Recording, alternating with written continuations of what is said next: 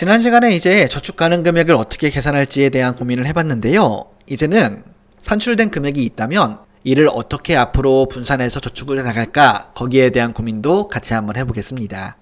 자, 재무 목표가 필요한 이유는 무엇이냐면, 우리가 맹목적으로 돈을 모아가는 것보다는 무언가의 목표를 잡고 돈을 모아갈 때 조금 더 동기부여와 성취감을 느낄 수 있기 때문인데요.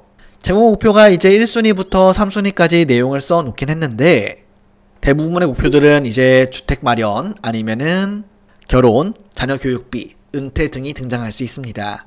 하지만 이러한 형식적인 내용들이 아닌 가족여행을 위해 얼마를 모아보겠다, 혹은 라섹 수술을 하겠다 같은 개인의 목표도 재무 목표가 될 수 있으니 편하신 대로 적어보시면 좋겠습니다. 그럼 한번 가정을 해볼까요?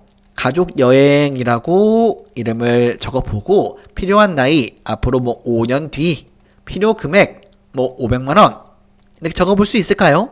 그래서 5년 뒤에 500만원을 모아가기 위해선 한 달에 얼마를 모아야겠습니까? 이러한 계산도 우리가 해볼 수가 있다는 것이죠. 그럼 약 한 달에 8만 얼마 정도를 모으면 될까요? 그리고 그 방법을 이제 적금으로 할지 투자로 할지 이러한 생각들을 해볼 수 있을 겁니다.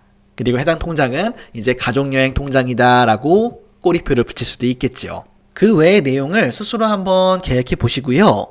계획을 수립하였다면 이제 자금을 모아가는 전략에 대해서 같이 한번 고민을 해보도록 하겠습니다. 저는 여기에서 단기, 중기, 장기라고 이름을 지어서 저축의 목적을 정해봤는데요. 투자에 대한 기간을 3년 정도로 구분지은 이유는 무엇이냐면, 만약 1년 정도 안팎의 자금이 필요하다면 그 시기에 투자를 했고 예상이 맞으면 좋겠지만 이 예상을 엇나가 마이너스의 상황이 올 수도 있습니다. 이 경우에 자금을 써야 되는 상황이 됐기 때문에 손실을 머금고 돈을 빼야 하는 상황을 우리는 겪을 수가 있는 것이죠. 그래서 이 상황을 막고자 그래도 한 3년, 5년, 10년 뒤에 써야 되는 자금이다 라고 하는 꼬리표가 있는 금액들은 투자를 해보고, 그렇지가 않은 1년, 2년 내의 자금이라면 예적금처럼 안정성이 높은 상품으로 운용을 해야 한다라고 이해해 주시면 좋겠습니다. 그리고 장기자금으로 10년 이상이라고 쓰여놓은 이유는 무엇이냐면, 우리나라의 경우 투자에 대한 계좌들이 여러 가지가 있는데 장기성 상품일 경우 세법상의 혜택을 제공해주는 계좌들이 있습니다. 예를 들어 연금저축이나 IRP, 아니면 공제외 자금 같은 것들이 대표적인 예가 될 수도 있죠. 그리고 중기자금 같은 경우는 이제 3년 정도의 이야기를 했을 때 ISA 같은 계좌도 세법상의 혜택이 적용되고 있습니다.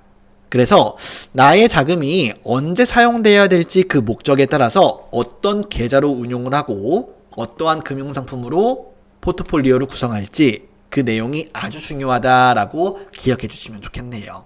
정리를 해보면 단기자금 같은 경우는 이제 적금, 예금, 파킹통장, CMA 같은 것이 대표적으로 운용되는 상품이겠고요.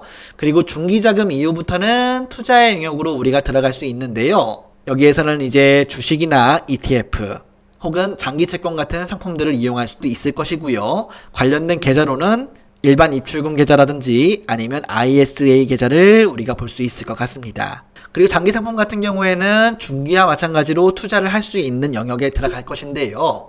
여기에서는 연금저축, IRP 아니면 비과세저축보험이나 행정공제 같은 상품으로 포트폴리오를 구성할 수 있을 것 같습니다.